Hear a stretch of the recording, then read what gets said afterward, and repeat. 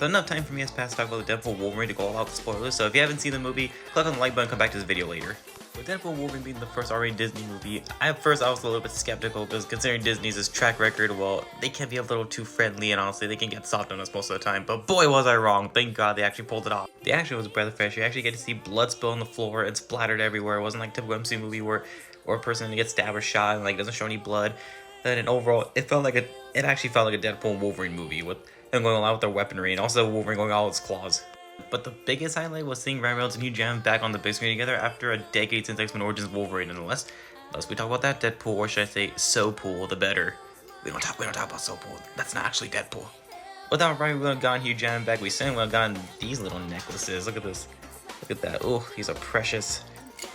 But the cause of tainting Logan's legacy a little bit, but it came at an intentional cost though. He made an uneducated wish, that's why. He wanted to get this team with Wolverine for years, so did us the fans. We wanted Hugh Jackman to come back down in the claws again, and also after 20 freaking years, he got to wear the blue and yellow costume, which honestly was the best, dopest costume I've ever seen in my life out of any comic book adaptation. But you know what? It's on my top 5. Hey, listen, that's a video for another time though. I will make a top 10 best live action superhero costumes in Marvel specifically. DC's a list of their own.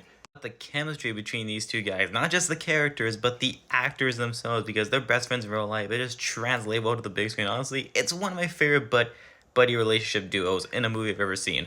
And I also like how the comedy balances well with the seriousness, especially because Deadpool is mostly focused on the comedy aspect, was Wolverine. He's a dark and serious character, but whenever there's a moment with Wolverine, he has like a dark serious moment, like it just translates well to Deadpool's comedy.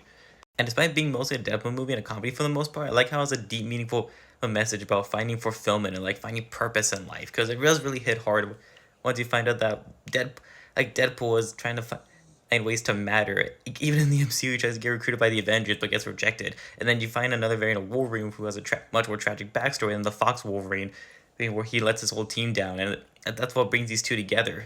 As for Hugh Jackman Wolverine, he was the biggest draw in the movie. It's like, yeah, we know what to expect from him playing Wolverine after doing this for 2 decades, but he managed to bring a refreshing take on the character that we haven't seen before, not even in Logan. Whereas Logan, he was at the end of his road. The X-Men movies are like Wolverine, but a different variant of Wolverine. Like, this was a much more comic book faithful adaptation of Wolverine. Like, if I were to say to Hugh Jackman's best performance, it's undoubtedly Logan, but this is a close second right here, though. Like, this is his most comic book faithfully adapted performance out of all the times he's played the character. And as for Ryan Reynolds, like, yeah, he's Deadpool. Like, literally, it's like he shows the audience why he's Deadpool. Like, with the quips and jokes, fourth wall breaking. Like, he has total control about how the character is portrayed. And the fact that every time he's on screen, he puts a smile on my face, has me down on the floor, like, literally never gets old with his usual shtick.